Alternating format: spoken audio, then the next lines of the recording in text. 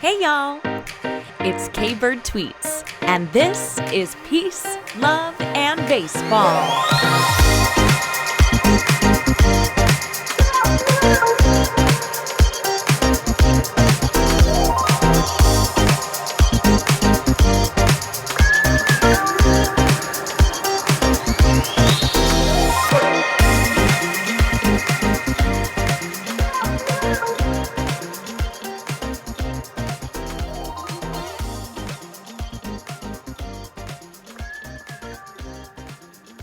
Welcome in, friends and fans, back to Peace, Love, and Baseball. Hey, this episode is a day late, but definitely not a dollar short. I am K-Bird Tweets. This is Peace, Love, and Baseball. You can find me on Twitter at K-Bird Tweets, on Instagram, peace.love.baseball, and we have a Facebook page as well. So check it out there. But it is Pittsburgh Pirates week here on Peace, Love, and Baseball. First, I want to start with a very important announcement, and that is that we officially have Peace, Love, and Baseball merch. Yeah, we did not drop an episode this week on Tuesday like we usually do, but we dropped some merch yesterday, and now I'm recording the episode to tell you about it. So you've got to get over to the merch store. It is in the show notes, obviously, and linked all over my Twitter and all those socials, which you just went and followed. So check it out. Let me know what you like. Let me know what you'd like to see, because we're just getting started. Got to give a shout out to my designer, Dan, my husband, who any of the visuals that you like or think look cool, that's all him.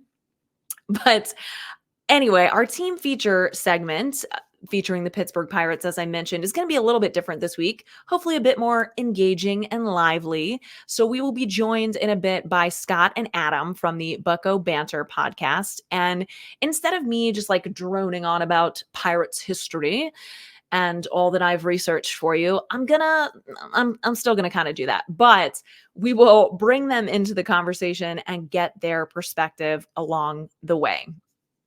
Opening day of the regular season in the Korea series is today. Can you believe it? Meaningful baseball is actually happening as of today, Wednesday, March 20th.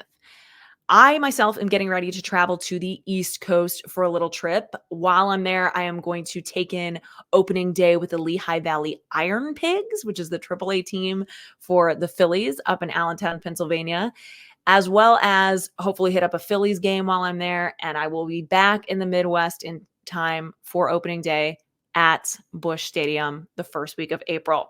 So plenty of fun content coming your way. But now let's get to this week in Peace, Love, and Baseball. So this week for our Peace segment, I want to talk just a little bit about when things don't go as planned, because it's something that I have found myself, I don't know if struggling seems like a kind of dramatic word, but I have found myself considering a lot lately. I'm a planner. I like to plan things. I like to plan my episodes out. I like to plan what I'm going to wear if I got to go somewhere in the morning. I like to plan my workouts for the week. I just like things to go as planned. And I like planning things. It's like enjoyable for me. But sometimes it can be something as simple as like it takes you longer than expected to do something, so you can't fit everything in, or your plans to record fall through and you have to regroup and push your episodes to the next day. That might happen. Or it could be something major, like an unexpected health issue, losing a job, a car accident. Like, there are all sorts of things, right? Like, we just are only so in control. And sometimes I have a hard time not overanalyzing the worst case scenario. Like, I'm cool if things don't go as planned. I just want to be completely, totally prepared for if things don't go as planned.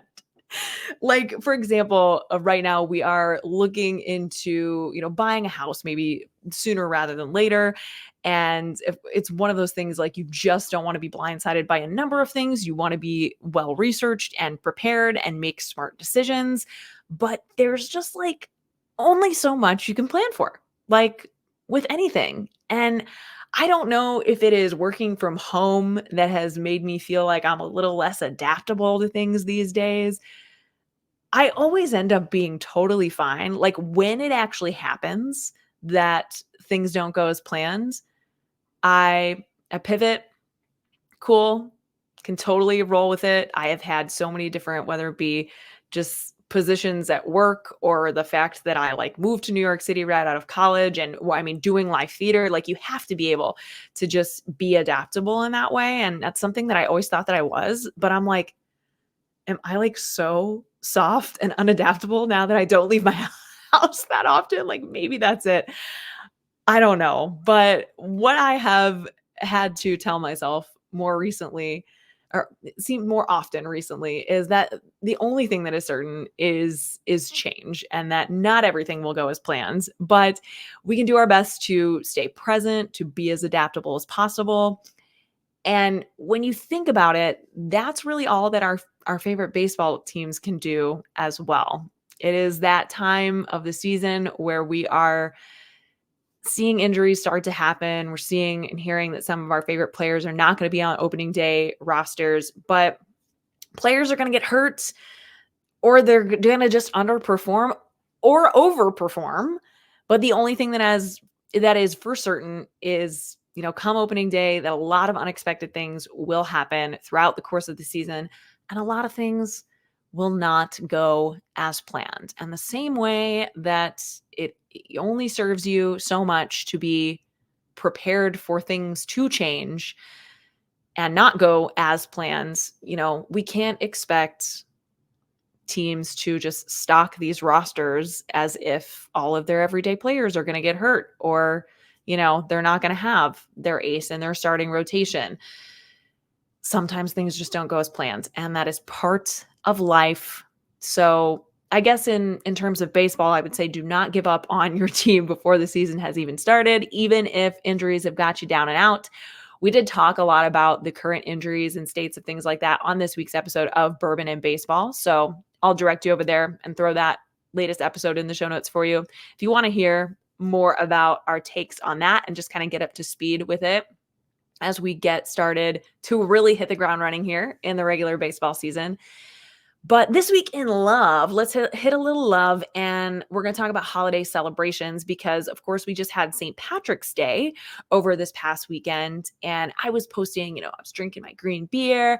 I put green in my scrambled eggs and made corned beef. We did, celebratory things and had a lot of fun with that. And it got me thinking that there are the things that make holidays special to me, and the reason that like I love holidays and love celebrating is because of those little maybe silly things that my parents did and the ways that we celebrated as a family when I was growing up. And we did that with every holiday. Easter, we had the special little carton of bubble gum that I guess when I was like 2 or 3 years old, I called it bunny juice because it was like in a little like milk carton. And I thought it was bunny juice. I was probably older than 2 or 3, but whatever. And so we get bunny juice every year. My mom writes bunny juice on it, and we would eat green mac and cheese. You like put the food color on the mac and cheese and applesauce, green applesauce, and eat green beans for dinner every year on St. Patrick's Day. I think I may have shared with you all before that one of my favorite Halloween memories is actually when it rained on Halloween and my dad put black trash bags over us and we went as the California Raisins because we just desperately wanted to go trick-or-treating. But my mom was like, you're not going out in the rain in your costumes. So it's stuff like that that makes holidays special. It's nothing outrageous. Like I honestly do not remember off the top of my head, like one gift I've ever gotten for Christmas or birthday, particularly as a kid. But I remember all of those special things that we did. So it just got me thinking that, those are the things that really, I think, make holidays and celebrations special. And sometimes my husband and I can be a little different on this because I always like want to celebrate every like holiday, at least the ones that are, on the calendar and recognized by everyone for the most part, even if they're more or less fun ones like Valentine's Day and stuff. But my husband is sometimes more of the school of thought of, the whole like Hallmark holiday, like this is just so people can get us to spend money on stuff, which I completely agree with. I hear ya. He is not wrong. I do think it's like completely outrageous and ridiculous when you go, even in like a Walgreens, a drugstore, you walk in and it'll be 3 weeks before Valentine's Day and you can't even see where to get back to the shampoo aisle because there's so many Valentine's Day balloons and chocolate boxes and just ridiculous things for every single holiday. And I just went into our Jewel, which is like one of the major grocery stores in the Chicago area that I'm in. Like, I guess it was almost a week ago now, but middle of March. And they still have Valentine stuff everywhere because it's just so excessive and they still have so much of it. Like it's ridiculous. So again, it's not those things. It's not the excessiveness that makes holidays special. It's the little kind of unique things that you can make your own and just fun that, makes things happen. And that doesn't have to be going to the store and buying a ton of random shit for every single random holiday. And then my husband also mentioned that sometimes at the school that he works at, they will celebrate like it's National Cupcake Day. It's National this day. And that again, it's a little overkill. It makes it not as fun to celebrate the real holidays, I guess. So yeah, like just with anything, like don't overdo it. There's no need to. It's the little things that makes things special and make things fun. And that's why I love a good holiday celebration of any kind. If you have some fun traditions around holidays, I would love to hear about them. Throw them in the comments. And we always kind of acknowledge the holidays and talk about things as episodes come up here on Peace, Love, and Baseball. So I would love to tie it in a future episode. To wrap up this week in Peace, Love, and Baseball, I want to tell you a heartwarming little moment in the baseball world that was a headline, maybe a quieter headline this week, but I wanted you to hear about it. So the Los Angeles Dodgers made a quiet yet notable move on Wednesday when they renewed the contract of former outfielder Andrew Toles. This is according to the Associated Press. Toles, who is 31, he has not played in the major league since 2018. He was put on the restricted list in March of 2019 because of mental health issues. Since then, he has been diagnosed with bipolar disorder and schizophrenia. So teams are allowed to renew contracts of players who are not arbitration eligible each spring. And he is not, because he has not reached that point in his service time. The restricted list, meanwhile, is an official designation that allows a team to maintain a player's rights without them counting against their active roster limits. So that is where he sits on the restricted list. At this point, I mean, it's been since 2018. There is absolutely no reason to believe that he will ever return in any capacity to Major League Baseball for the Dodgers or for anyone else. But the Dodgers have continued to renew his contract each spring.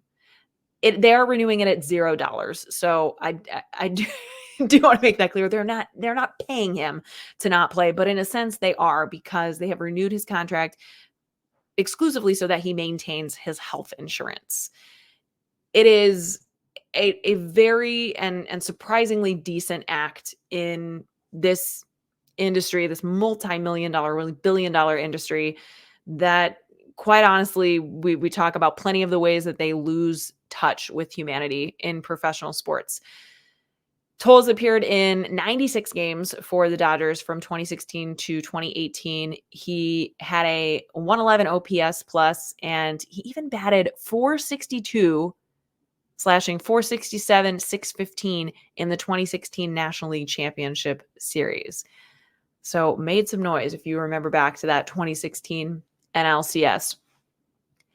As I'm sure you know, because you live in this country, or maybe you don't, because we do have a lot of overseas listeners. Hey, if you don't live in this country, you probably still know that not having health insurance through your employer is a major challenge and a very unrealistic expense for many people. And it's a huge part of the mental health crisis in our country. So it's just something that I think is very cool to be brought to light. It's, not one of the top headlines like Blake Snell signing with the Giants, which, by the way, I had a dream about and predicted. But that, that's not what we're here to talk about. We're here to highlight this kind of heartwarming humanitarian moment from big baseball executives, which we don't see a ton.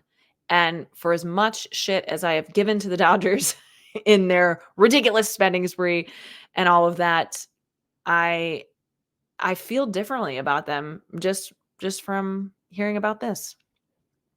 So yeah, I thought that was just a fun thing to highlight, a positive thing to highlight in the wake of so many skeezy things that are still happening with Scott Boras and all of his clients, which maybe we'll get into in future weeks. But right now, we got to talk about the Pittsburgh Pirates, and we are going to do so with Scott and Adam from the Bucco Banter Podcast. Let's get into it. It is Pittsburgh Pirates week here on Peace, Love, and Baseball, and I am joined now by Scott and Adam from the Bucco Banter Podcast. Welcome, you guys. Scott, are you so stoked that Major League Baseball is officially back as of today when this episode Literally, I have an alarm set for 5 a.m. So do you? Yeah, I do. Yeah, absolutely. Amazing. I'm so stoked. So thanks for having us. I'm excited. Absolutely. It's great to meet you guys. And I'm excited for our listeners to get to hear about your podcast as just another resource about your favorite team. Adam, when are you going to your first game this season? Opening day. Yeah. It's been on the calendar since the last game of last year. Amazing. So yes, you, like many of us, has just been sitting in hibernation, counting down the days, and it is almost here. Oh my God. Yeah, I have the old school calendar, so I'm just Xing off the days as it goes along. We already took off work that day. It's a 4:00 game. We're like, we need the whole day to kind of mentally prepare ourselves. Yes. Do they start the season at home? No, they do not. No, they start in Miami, then they go to Washington, and then here against Baltimore. So, ooh, that's gonna be fun. Possibly future World Series matchup. We'll see. Absolutely. Call it now, Adam. Pirates Orioles 2024. I love it. Well, I told you guys before we got going that we're going to do things a little bit differently, hopefully a little bit more fun than I have previously on these team feature episodes. We're going to talk about the history of the Pirates, the notable figures in the franchise, all that good stuff that I normally try to get in on these team feature episodes. But we're going to do it as, more of a conversation amongst us, because I'm sure there are things that I have researched that even more about because you've just been living it and breathing it, and you're right there in downtown Pittsburgh. So I'm going to start with a little history on the franchise, that the Pirates were originally the Pittsburgh Alleghenies, established in 1882. So Allegheny is a river that flows through Pennsylvania and New York, and it is a Native American word meaning endless. Have you been to the Allegheny River? I've been in it. You've been in it? I can see it from my apartment. What? Okay. Yeah. Okay. So it makes a lot of sense. You're very familiar. According to an article from the Pittsburgh City paper, before the 1890 season, the Alleghenies signed popular second baseman Lou Bierbauer, who had previously played with the American Association of Baseball Clubs, or the AA, with the Philadelphia Athletics. So although the Athletics had failed to include Bierbauer on their reserve list, that they loudly protested that the Alleghenies move was not kosher, and they actually filed an official complaint, and they referred to the Allegheny signing of Bierbauer as piratical. Piratical, is that the word? They used that word specifically.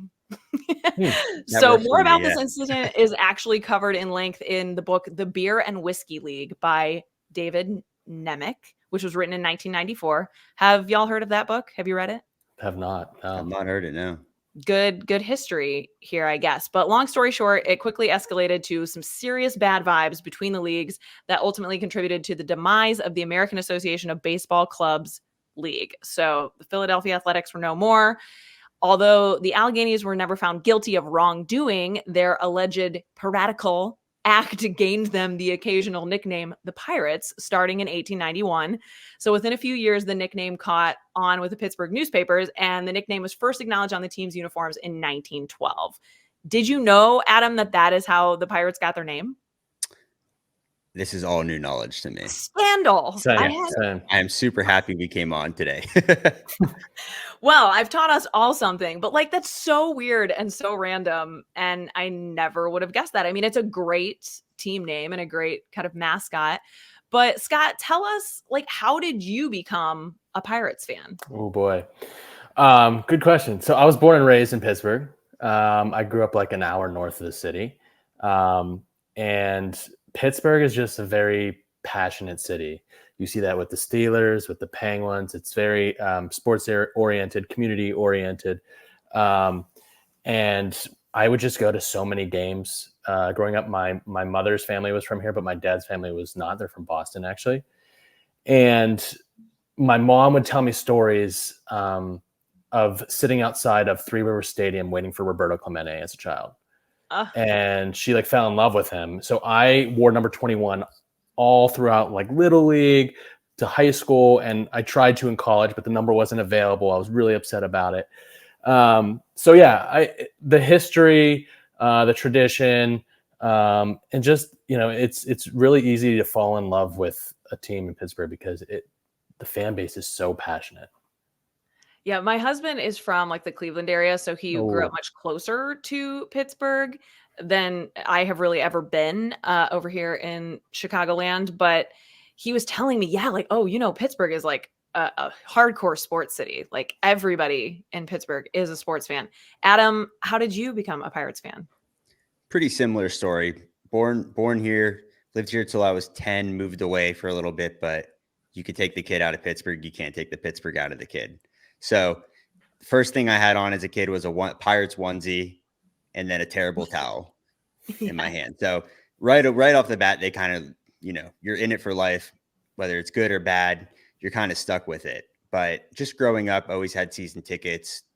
My best memories are going to games with my dad, with my family, idolizing guys like Brian Giles and Jason Kendall, which are maybe not household names, but to us, they're like heroes. Yeah. So just, and with Clemente too, it's the tradition here, even though that was in the 60s and 70s, kids still want to wear 21 and their kids will still want to wear 21 and so on, because people just love the tradition of the Pittsburgh Pirates. They want it to carry on. And, it's really a cultural thing here. Yeah. I mean, obviously the history of the Clemente era, and we'll get to that, lives on, but I'm going to take you back a little bit further, because the other thing that I think I didn't realize was that the Pirates are one of the older franchises that have been around for so long. So no wonder it is so ingrained in the city there. So after almost 2 decades of mediocre baseball back in the early 1900s, the Pirates' fortunes began to change at the turn of the 20th century. They acquired Honus Wagner, who would become one of the first players to be inducted into the Baseball Hall of Fame. And the Pirates were among the best teams in baseball in the early 1900s. They won 3 consecutive NL pennants from 1901 to 1903, and they participated in the first modern World Series that was ever played, which they lost to Boston. Scott, do you ever have any family? Did they bring that up, back when in 1909? They don't. My dad's family is very much so into the Boston sports team, but because my dad is like very detached from it. He's like adopted Pittsburgh as his home. So he's all Pittsburgh, Pitt, Steelers, Penguins, Pirates. So I do hear it from his family, like my uncles and my aunts, but not him. So a little bit easier when I'm at home. Yeah, that rivalry goes way, way back. But the Pirates did return to the World Series in 1909, where they beat the Detroit Tigers for their first ever world title. That year, the Pirates moved from Exposition Park to one of the first steel and concrete ballparks, Forbes Field. The Pirates were down and out then in the National League standings in the 1910s, but with enough strong young talent and super deep pitching staff, which we know always gets you to the right place, they rose back up the divisional ranks in the 1920s. They won their second World Series title in 1925. This made them the first team to come back from a 3-1 deficit in the World Series. So lots of firsts. And that's going to be kind of a theme here as we get more and more into the Pirates' history. They returned to the World Series again in 1927, but they were swept by Murder's Row Yankees, all those big guns from back in the day on the Yankees. And they would remain competitive through the 1930s, but they did not win another pennant. They did come close in 1938 when they were passed by the Chicago Cubs in the final week of the season. The 1940s and 50s were dark times from a franchise and winning perspective for the Pirates. This is actually when the Cardinals and the Pirates have some connections here that go way back. Cardinals Hall of Famer and former St. Louis Browns player Branch Rickey was brought in to rebuild the team, and they returned to the World Series in 1960. They were outscored over the course of the series by the Yankees, but the Pirates won on a walk-off home run by Bill Mazeroski in the bottom of the 9th inning in Game 7. It is the only Game 7 walk-off home run in World Series history. In fact, the only other team to win a World Series on a home run is the Toronto Blue Jays in 1993, but theirs was in Game 6, so not quite as thrilling. Adam, let me ask you, are the Yankees at all still kind of a rivalry for the Pirates because of all of this history of being really competitive in the postseason? I wish it was, but after that 1960s, when it was pretty much downhill for at least for us. I mean, the Pirates were good for a decade, or in the 70s, they were pretty good. But in our lifetime, we barely play the Yankees, and now they're starting to play the AL and NL. Everyone gets to play each other, so you're starting to see that come back a little bit, and hopefully that rivalry does maybe get a little bit more of a spark to it now that the Pirates might be turning some pages, getting a little bit better. But I will say, when the Yankees come to town, it's the most packed I've ever seen PNC Park. Okay, cool. Yeah, because that's what I think is kind of fun to talk about rivalry rise is sometimes the Yankees might not see the Pirates as a rival, but the fans that's a team that they get really excited to come see play.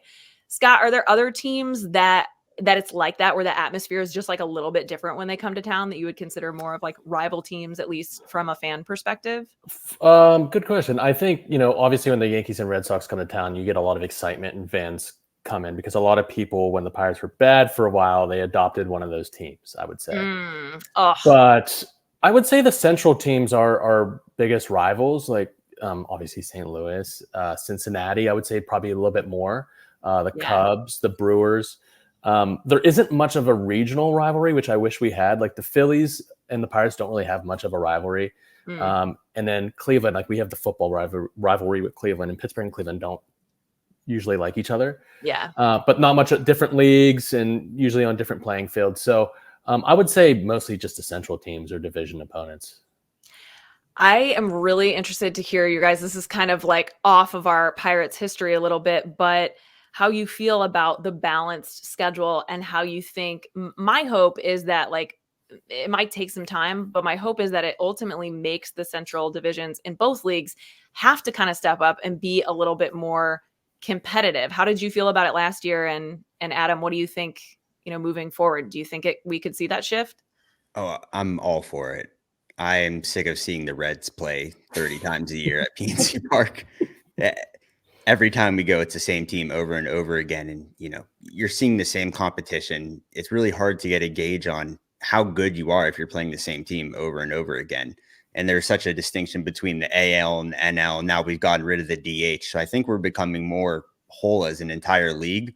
Maybe the playing field gets a little bit more level when everybody's getting to see who's throwing what, who you're putting out on the field every day. So yeah, I'm all for playing everybody. Yeah. I get kind of frustrated of the Central Division narrative of well, they're never going to be, the Central Division team is not going to be the World Series team. And I mean, maybe it will take the balanced schedule to kind of force the hand of the owners to be more competitive. I don't know, Scott, do you see it that way? Yeah, I absolutely do. I think it also is really good from a fan perspective, getting familiar with different names and different players. It's the Orioles are in town. Adley Rutschman is a guy that everyone should know about. Yeah. I think it's good to grow the game at the lower levels, with the younger generation. They might only see it's better than just seeing the Reds 30 times a year, like Adam said. Mm-hmm. So yeah, I absolutely think we'll start to see that shift in the near future, and the Central won't be the joke of the league, I guess.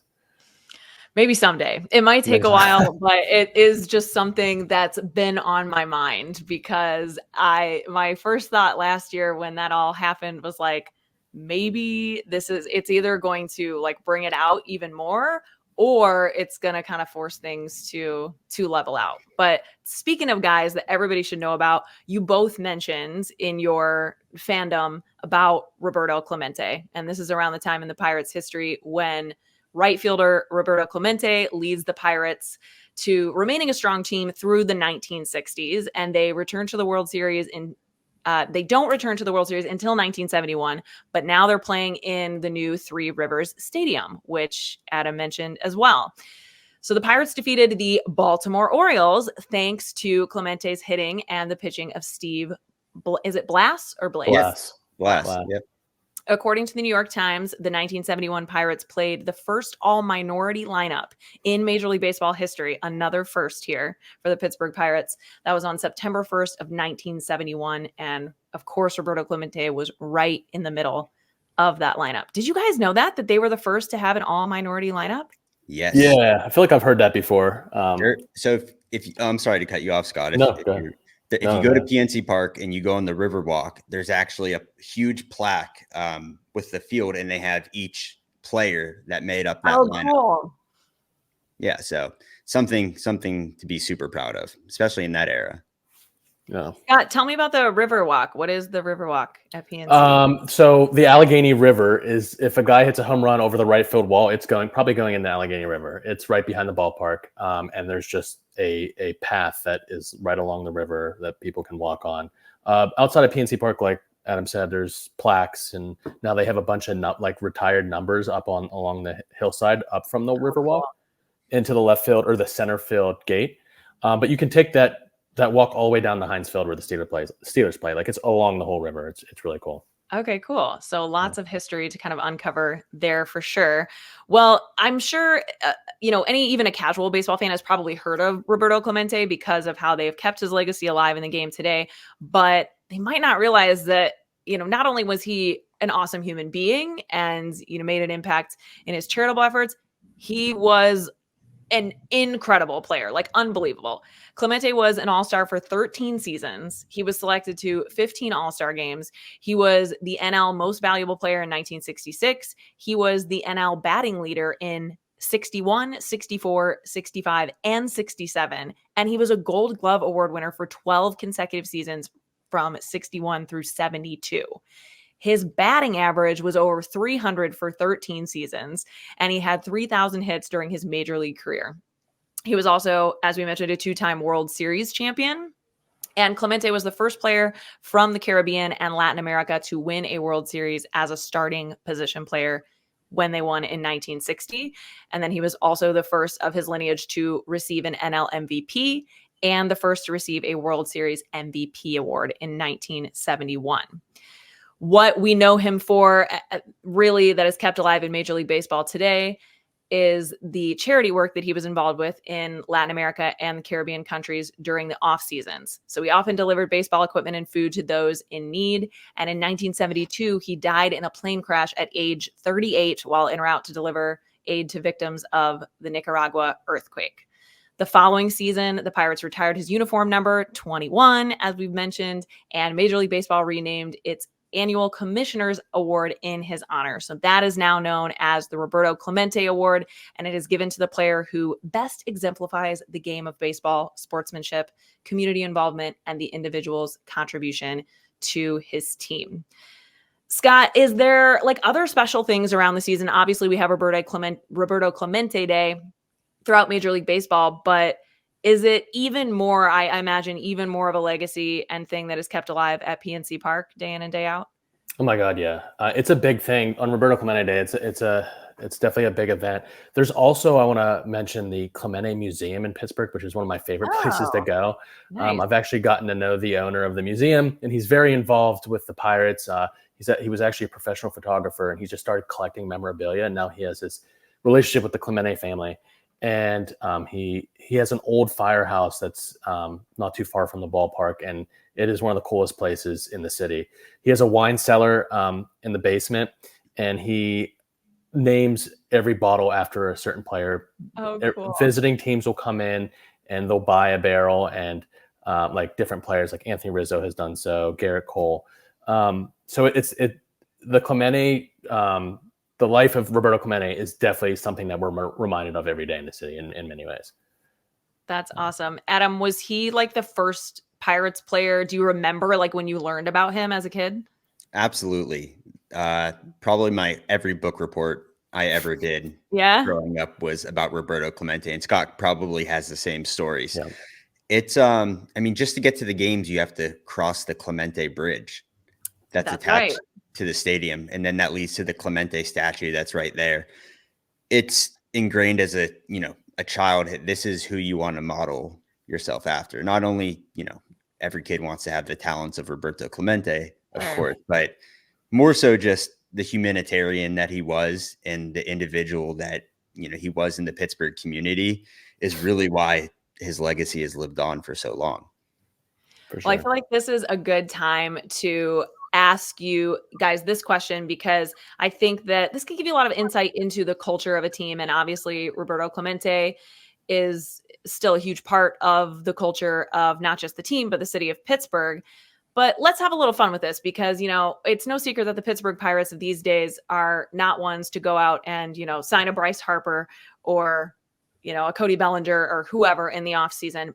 But Adam, if you could pick one player who is currently in Major League Baseball, who is not on the Pirates, that you think just fits into the culture, strip away the need for it to fill a need for the team or be at all realistic, just somebody who you're like, that guy should be a Pittsburgh Pirate, who would you pick? I had a lot of fun with this question because it kept me up all night. Just because right away, even if you're not thinking need, you think, what do we need? Because you're thinking your baseball fan brain is like, okay, how do we create the best team possible? And right away you think first baseman. The Pirates haven't had a consistent first baseman probably since the 70s, to be honest. Yeah. But I got away from the nerd and I went Julio Rodriguez. Ooh, I love it. Who I think is going to win multiple MVP awards in the league. He's actually, he was a 30-30 guy last year. So it's just so valuable having a guy that can provide power and speed, but the swagger that he brings, and it kind of meshes with what the Pirates are doing now. A lot of young guys that they're extending, Ke'Bryan Hayes. They got O'Neal Cruz on the roster. They got some young arms coming up. I just feel like he adds that same mentality of having fun on the baseball field, but doing it with style. Yeah. He would look so good in the black and gold. So Julio Rodriguez, some interesting stuff that I found. He's already won 2 Silver Sluggers as well. He won it as a rookie, and then he won it the next year. There's only been 7 other Mariners to win it.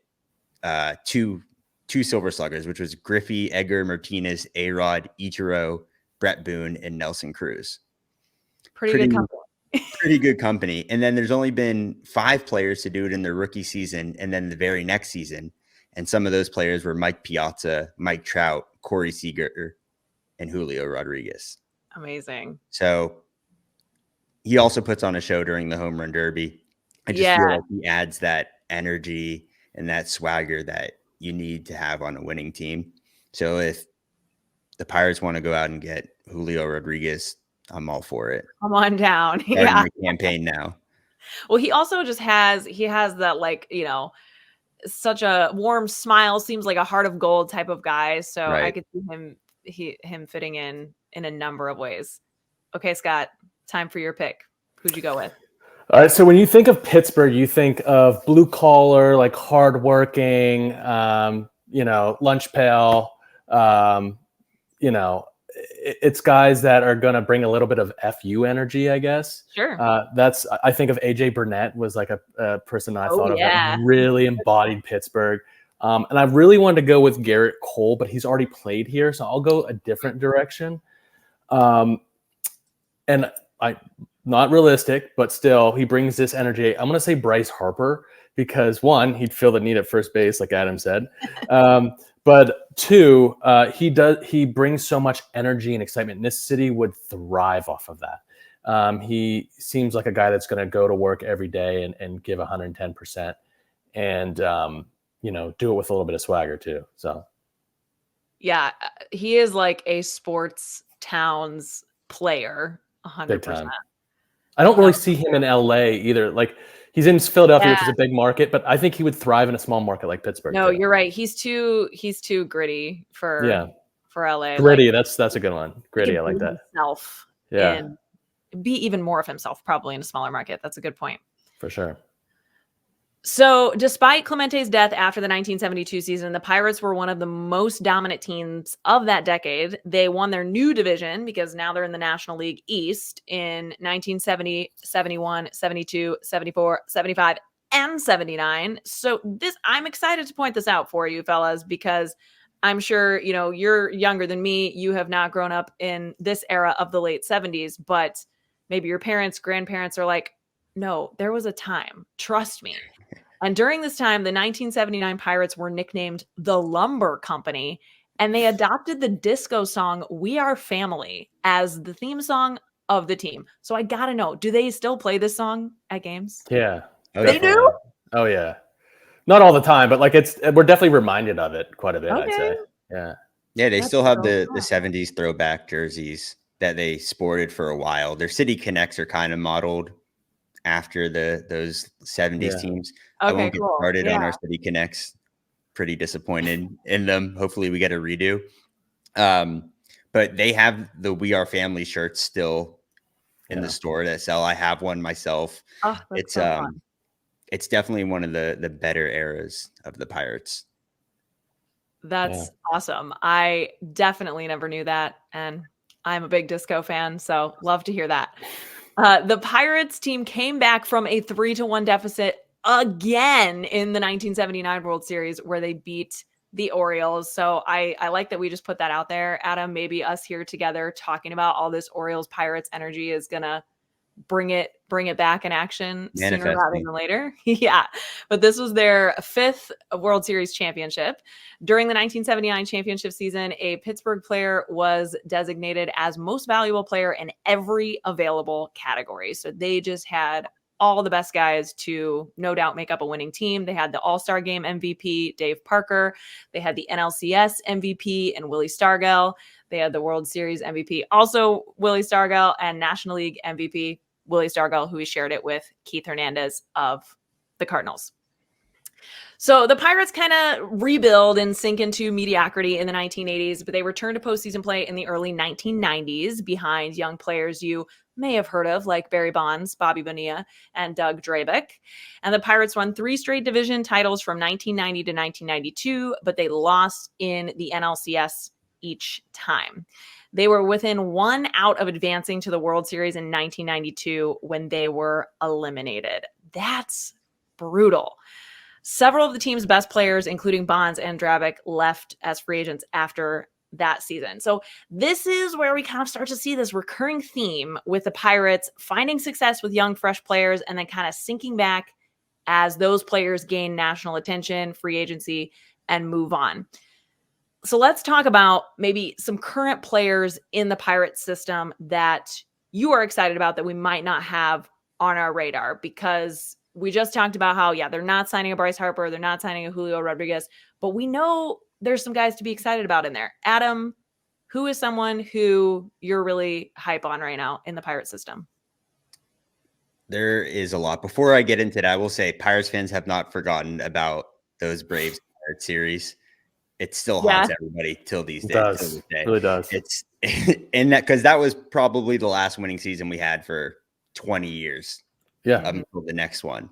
But the future is bright, and there are a lot of really, really talented guys in the minor leagues, and one that we think is going to crack the opening day roster this year. And if you listen to the Bucco Banter Pod, this is a guy that Scotty and I are really high on, and we've brought up on multiple occasions. Jared Jones. So Jared Jones is a pitcher. He sits around 96 to 98, and he could pump it up all the way to 101. Oh, wow. at the beginning of the season, the Pirates had one starter, Mitch Keller. Yeah. They went out and got Marco Gonzalez and Martin Perez, and then they've had a competition for these last 2 rotation spots. Quinn Priester, who saw some time last year, Luis Ortiz saw some time last year, Roansy Contreras, and those were the guys we thought it's got to be one of those 2. And then came along Jared Jones, and to say he's had a good spring is an understatement. He's thrown 11 innings, no runs, 10 strikeouts. Wow. And he's going against major league hitters, and he's going through rotations more than once. He actually played the Braves the other day, and he was going through most of their starters. And the Braves announcer said something that I thought was pretty cool. Most of these guys might see success going through a lineup one time because they haven't seen him. They're not familiar with him. Sure. You're going through the lineup twice, 3 times, and they still can't figure you out. Maybe it's time to say, hey, this guy has the stuff. Yeah. On the opening day roster. So Jared Jones is one of many arms in a heavy system that we have, but that's a name I think is going to crack the opening day roster. If not, he'll be called up soon, but he throws some heat. How old is he? Like 23 maybe? 23, yeah. Super young still. Yeah, very, cool. very, very young. Yeah. Ooh, okay. I hadn't heard of him yet. I am excited to learn about that. Scott, do you have another pick for us? I do. I'll go with a bat. For anyone who has listened to the Bucco Banter Podcast, they know that I love this guy. It's Jared Triolo. He is going to probably make our opening day roster. He debuted last year. He was a 3rd-round pick out of University of Houston. He plays literally everywhere in the infield, and he plays every position like above average, and he's like 6'5". So he can play an above average second, third, short, and first. And he's known for hitting for high average. He doesn't strike out a lot. He puts the bat on the ball a lot. And so I could see him being a very valuable top of the order bat. And he kind of reminds me of, for Cubs fans or Rays fans, like a Ben Zobrist type of player, or a DJ LeMahieu with the Yankees, who can play every position. I don't think he's going to go in and I don't think they're going to go into opening day being like, he's our second baseman. I think he's just going to play where someone isn't. Yeah. And he's going to play most days. So super valuable to have someone that can be versatile and play everywhere, but also hit as well as he does. I'm really excited for him.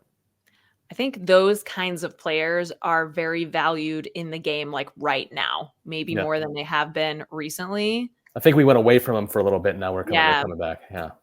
Yeah. It's easy to get into the kind of specialist mentality of like, who's the best first baseman. But I love talking about these kinds of guys because I feel like they just don't get amplified enough. They're almost like punished by, at least national attention wise, for their versatility because they're not going to get voted onto an all-star ballot as the starting second baseman because they play 3 other positions too, just as regularly. But yeah, exactly. We've got that utility gold glove for something. Absolutely. I will mention he probably would be a gold glove third baseman if we didn't have Key Brian Hayes. Because he was brought up as a third baseman. He's that good. Yeah. So you have 2 really gold glove third basemen. Yep. Okay. I see you, Pirates. Well, as we know in, the more current day age right now with salaries rising across baseball, the Pirates as a small market team have openly struggled to keep up pace with the sport and have posted a losing record for now 20 consecutive seasons, as Adam mentioned, which is currently a record among North American professional sports teams. And when I think about that, I'm like, okay, yeah, that reads. I mean, the Pirates have never really been competitive in the time that I can remember in my lifetime, but it's still kind of surprising because the fandom is so rich and like the team culture is still so rich and there's still so much to be like excited about, I guess, around the team. They're not like the Rockies or the A's that are just kind of dismissive. There's kind of a different vibe, I guess, around them. So they finally returned to the postseason in 2013 behind the National League MVP Andrew McCutchen, who is just got to be one of the most beloved figures in baseball right now. They defeated the Cincinnati Reds in the wild card game, but they were eliminated in 5 games in the next round by the St. Louis Cardinals. And that season, the Pirates, that season, they also became the 7th MLB team to reach 10,000 all-time wins. And on opening day of 2015, this is like brutal that this had to happen on opening day, but they lost that day, and that was the team's 10,000th loss, making the Pirates the fourth MLB team to achieve this particular distinction, following the Phillies, who also have 10,000 or more losses, the Braves, and the Cubs. So it's not like they're in bad company there. What it really means if you have 10K losses is you've been around forever. Right. And that's pretty cool. The Pirates returned to the postseason in 2014 and 2015, but they lost the wild card game both times, and they have not qualified for the playoffs since then. They currently have the fifth longest World Series title drought, the first being the Guardians, which you've got to be glad, Pittsburgh, Cleveland rivalry there, that at least you hold that over them. The Brewers, the Padres, the Mariners, and then the Pirates are going on 44 seasons since their last World Series title. So Scott, is that like one of the worst things about being a Pirates fan, is that they haven't really been competitive like this century? Yeah, 100%. I mean, growing up, I idolized Derek Jeter because the Pirates weren't like good any year until I got to college. Like the 2013 was my first year of college. So, it was not fun seeing a team that wasn't competitive at all for that long too. I think the worst part though is having an owner that is very unwilling to spend money. Yeah. And he just wants to profit every year. And I'm jealous of owners like, I don't know, say the Mets. And I know they're in a much bigger market, but he is an actual fan of the team, and he like wants to win a World Series. He also has like $17 billion to his name, but like, which helps. But I think that's probably the worst part, because this city, if you saw the Reds wildcard game in 2013, that stadium, I get chills every time I watch that video. I could watch it 100 times. And the Steelers and the Penguins have been so good for so long, or at least consistent, that they have built a fan base that is loyal to them and will always show up. Mm-hmm. The Pirates have not, because they haven't been consistent, and they haven't shown that willingness that they want to spend to win. And I think that's the disappointing part, because you have the city and you have the fan base that will show up. Yeah. Well, Adam, I mean, both of you have kind of mentioned that you have family members who have broken off, or like lots of Pirates fans have left the fandom there's plenty of East Coast teams, what is it that's kept you with the Pirates this whole time, where like they really, they haven't been in the playoffs much, probably your entire life? I don't know. I'm probably a masochist. I don't know why I do it to myself, but no, it's just something about being from Pittsburgh.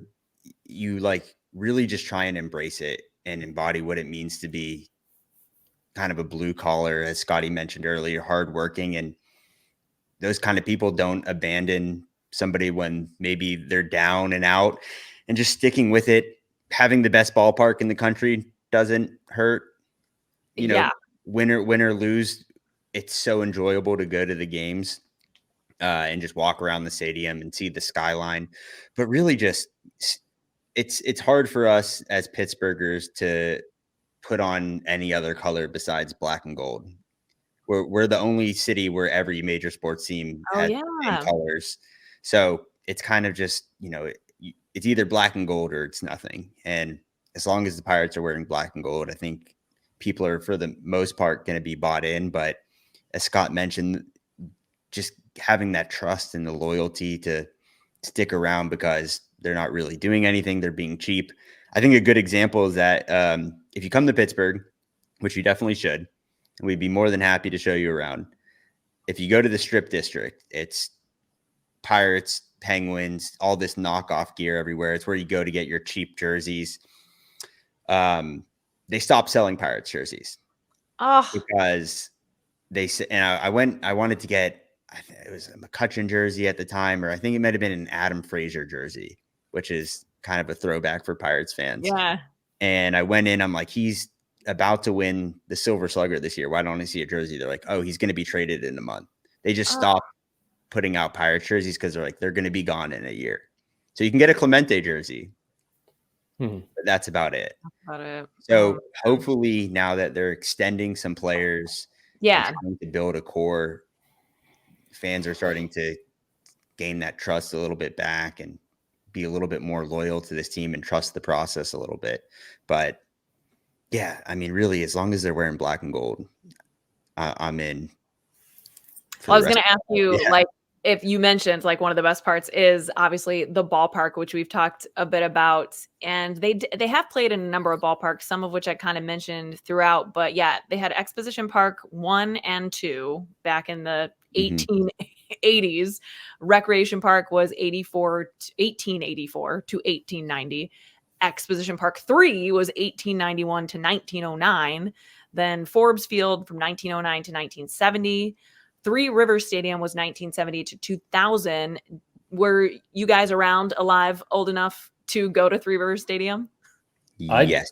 We were alive. I don't really remember it. I know I went, but I was like, I think 6 years old. So I remember having a little league event there where we all got cool. to play on the field, and then they blew it up. And I think in 2000, 1999, 2000, and PNC Park was being built.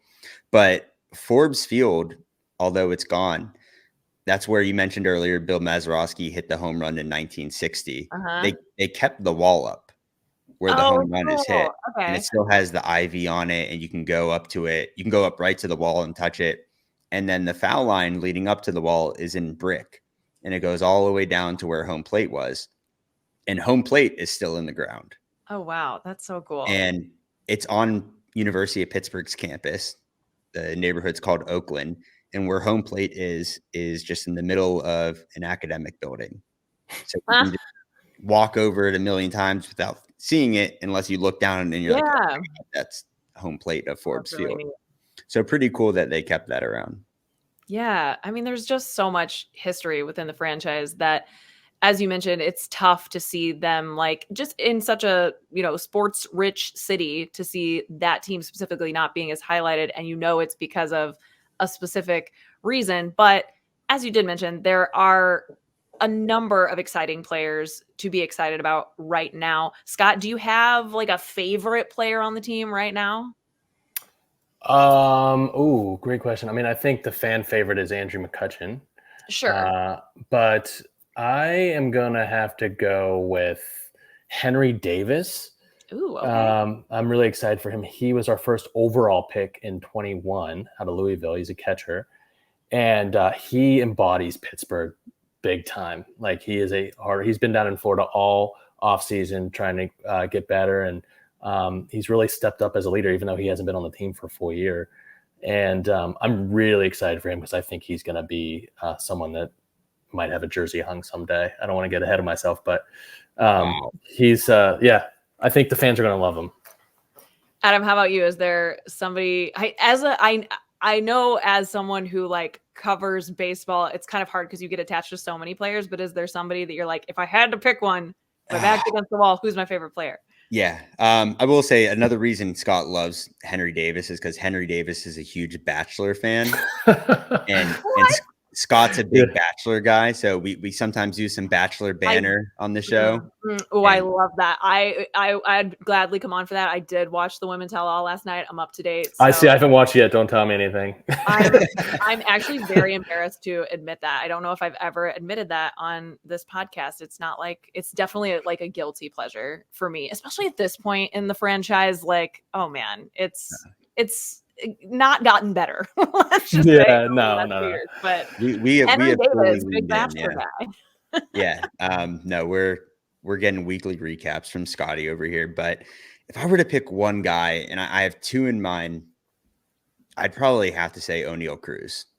Mm-hmm. I think this is going to be the biggest addition the Pirates made this year, other than they brought in free agents. Their biggest addition is getting O'Neal Cruz back for a full season. He only played 9 games last year. This is a 6'7" shortstop who can throw the ball 100 miles per hour across the diamond and hit the ball 500 feet, 115 miles per hour. I think it's somebody with MVP potential, somebody that could probably be a 30-30 guy, but he's truly a unicorn of a human being. And you just don't get made like that. There's one other comparable guy in Ellie De La Cruz who got a lot of hype last year. And I feel like a lot of people forgot about O'Neal Cruz. He got hurt. Ellie came in, but I feel like it was unfair for him to get the comparison when Ellie should have been getting compared to O'Neal, because his talent is, I think, significant, and he looks a lot more comfortable at the plate this year. His approach is getting better, and he's already hit 7 home runs this spring and like 30 at bats. So I mean, if he could stay healthy, I think that's a perennial all-star. I agree. That's a good kind of comparison for people who may have heard about Ellie De La Cruz now, which we all did. I completely agree that, like, if you're hype about Ellie De La Cruz, you've got to know about Ellie De La Cruz, right? And have your eyes on him. Good call out. Okay, so your guys' mascot is the Pirate Parrot. Let me ask you, how do the fans feel about the mascot? Has he been around for a while? Long time. Yeah. At least since the 70s. Okay. I think so, yeah. Yeah, I'm a big fan of the parrot.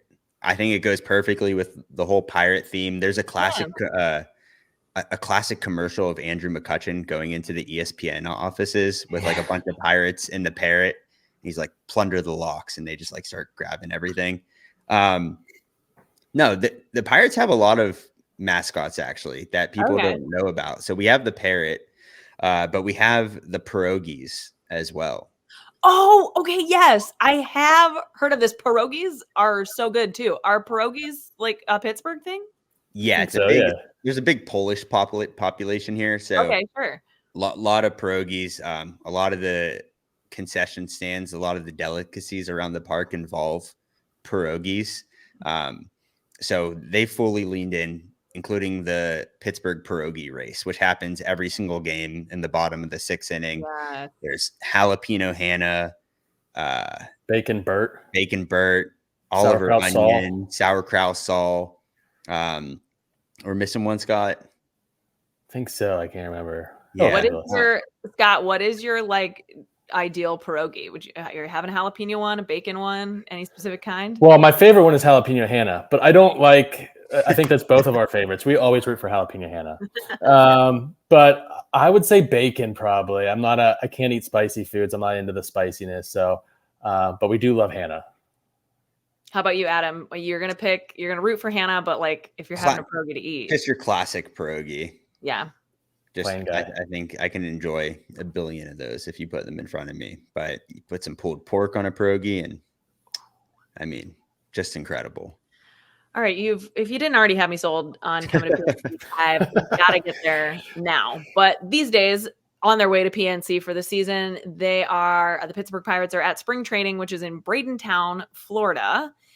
And it's also used for the Pirates minor league team, the Bradenton Marauders. It was constructed in 1923, and Lakeham Park is the oldest stadium still in use for spring training and the second oldest minor league park behind only Jackie Robinson Ballpark in Daytona Beach, which dates back to 1914. Have you guys ever been to spring training? Just got back. We just got back Oh my God, how was it? It was incredible. We were there Thursday to Sunday. We saw 2 games on Thursday. We saw a regular Major League Spring Training game, and then we saw the prospect game. Yeah. And then Friday, we traveled to Tampa and saw Pirates versus Yankees in Tampa. And then Saturday, we went back. We went and toured Pirate City, so their whole facilities. And then we saw another game at Lecom that day, and then we came back the next day. So big weekend of baseball. It's an incredible – spring training is awesome. It's like watching Major League Baseball at a high school stadium. Yeah. You're so close to the players. Lecom is awesome. It has a boardwalk that goes along the outfield that you can just kind of wander around. But the seats are super close. It's a nice field. The players are super friendly. But yeah, we just got back, and it's like 30 degrees here, and it was like 80 there. So I kind of want to go back. But yeah, me too. The other benefit I'm finding from this, of us having this conversation together, is you can make sure that I'm pronouncing things correctly. So it's Lecom. Lecom, yeah. Yep. Okay, Scott, what was like a highlight, your favorite part of spring training? Oh boy, I think it was Thursday night, our first night there. We saw MLB is doing a spring breakout series now, which is like the prospects face each other. So we saw 2 of the best farm systems, the Pirates and the Orioles, face each other.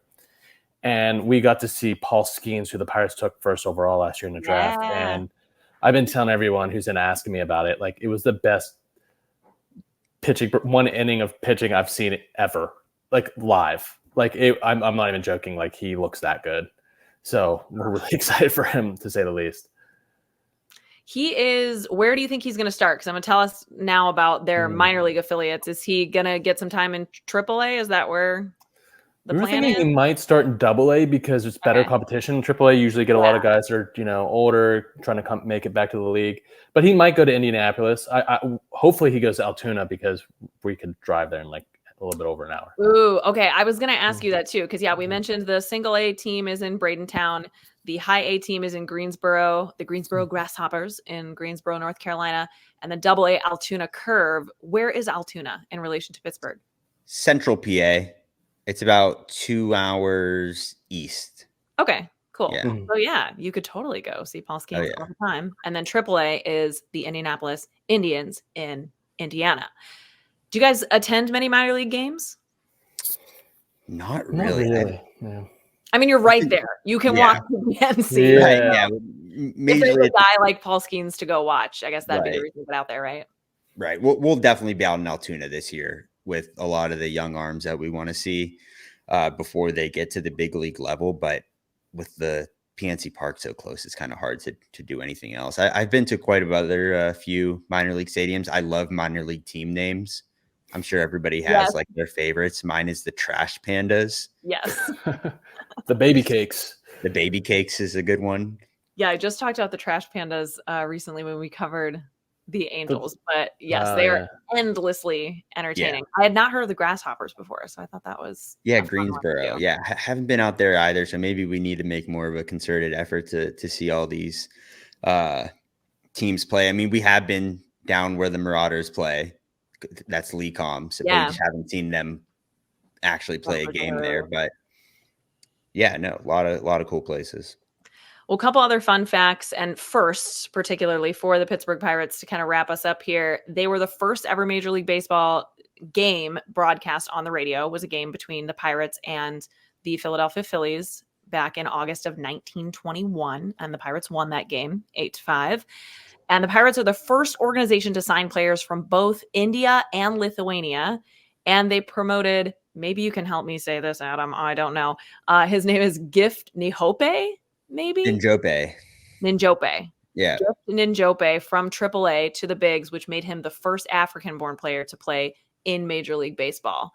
So that's really cool. It seems like they have a good kind of angle on all of the different resources and opportunities to build, kind of from the bottom up. Yeah, Scott might be thinking the same thing I'm thinking. Yeah, I know what you're gonna say.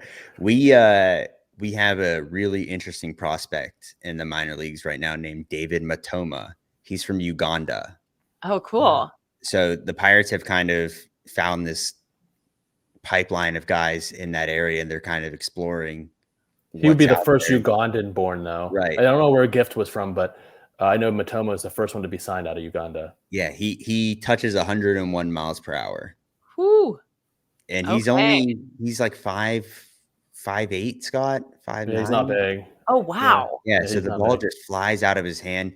I think when he was 16, when they first saw him, he was throwing 89, 90. And with him getting in the system and getting the right coaching, he's throwing 100 miles per hour now. So, I mean, that's just it's arm talent. But absolutely, yeah. Yeah, no, it's really interesting to see where you could find all these guys at. Hopefully they see the big leagues at one point.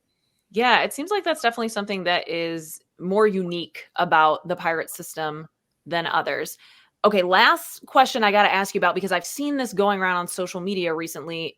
Maybe you know about it. Scott, seems like you're very into the pop culture of things. What is this all the hot girls are Pirates fans thing? Have you heard about this? I actually haven't. Sure, have you seen that? I have. Yeah. Yeah. What is it? Like, it's these like collegiate athletes, right? That are. Yeah. So, oh God, here we go. This is going to show my TikTok obsession here. Livy Dunn, who is a LSU gymnast, is a huge internet star, just for making TikTok videos, essentially. So now she has all these with NIL. She's one of the highest grossing NIL athletes ever as a gymnast. So she's a really good gymnast, incredible athlete. She makes a ton of money off of doing videos, advertisements, all that stuff. She is Paul Skeen's girlfriend. Oh, okay. She started, and she's an attractive woman, so people love her. And she went to a Pirates game, and she was decked out in Pirates gear, and everyone's obsessed with her. So they're like, hot girls are Pirates fans. Yeah. And then all of Libby Dunn's friends started going to Pirates games, and all these content creators. So now it's a trend. I'll take whatever trend we can get as long as people start following the Pirates. But yeah, that's where that comes from. Don't forget Vanessa Hudgens too. Right. She just married, and they're actually now expecting a child together. Cole Tucker, who was the Pirates' first overall pick in 2016, I want to say. He left the Pirates about 2 years ago, and I think he's in Seattle. But he just got cut. Yeah, he just got cut. But Vanessa Hudgens would be in Pittsburgh quite a bit when he got called up. Okay, so you heard it here first. All the hot girls actually are Pirates fans. And I am so old and not on TikTok, so that's why I didn't know where that came from but I had seen it pop up here and there, and I'm like, okay, yeah. I mean, I'm with you, Adam. Whatever, press or attention. Right. Yeah. I'm super embarrassed that I knew all that right now, but it is. We really outed you both here, Scott, the Bachelor. Yeah. Adam, we compliment each other well. Can't you see? Yeah, I love it. We're getting it all. This is fully comprehensive here. Well, I am bummed to hear that they are not selling as much Pirates stuff in the area that you talked about, but I've been admiring your hats this whole time. Are these hats, is this your logo for the podcast? It is. This is our official Bucco Banter hats. Shout out to our good friend Emma, who is a professional graphic designer who created all of our logos that you see on our Instagram. But we love the BB, and we kind of just threw on a hat. We're like, we got to get that immediately. So we have that. You can see here, we got the shirts. Yeah. We went all in. So we always get questions about the hats when we were down at spring training. Everybody's coming up to us, what's the BB stand for? So funny you ask. Branding it. Yeah, funny you ask. let me lead you in. But yeah, no, just wanted to get the branding down and for sure. Really build something here, and people seem to really like the logo. Yeah, it's awesome. It is definitely it makes me want to ask you about it too. Obviously, I did. So nice job. Scott, where can we find your show? Yeah. So we're on all streaming platforms, Apple, Spotify, Google. And you can also find us on social media at Bucco Banter without the E in banter, just BANTR, on Insta. And then on Twitter, or X now, we are at Bucco Banter Pod. So yeah, got it. Don't worry if you're not jotting that down, listeners. I'm going to throw it in the show notes for you, but go follow these fellas. Do you do weekly episodes during the season? We do. Yeah. So we try and do one a week. We just got off a marathon of doing 3 in 3 days over in spring training. So we're still recovering from that, but we do one episode a week, recap everything, get everyone up to date, analysis, what we think, and, some fun interviews as well. Very cool. Well, thank you so much for taking some time to hang out with me tonight. It was great to get to know you and more about the Pirates together. I feel like I want to wish you a good season, but in my best interest, I probably, I only want it to be so good. We get it. As we've talked about here, it is really anybody's division. And I wish you the happiest and most enjoying of baseball, as we're all about to really get in here. And thanks so much for your time and your baseball enthusiasm. Yeah. Thank you for having us. Yeah. Another big thanks to Scott and Adam from Bucco Banter. Give them a follow. And while you're at it, make sure that you are subscribed on YouTube if you're watching here for Peace, Love, and Baseball, and or on your favorite podcast platform to this show, so that the next episode is just going to populate in your feed next Tuesday. Rating and reviewing is always appreciated, and make sure you hit up the new merch store while you're at it. Happy baseball, my friends. We have made it to the beginning of the regular season, and I will see you next week. Keep the vibes up for more peace, love, and baseball.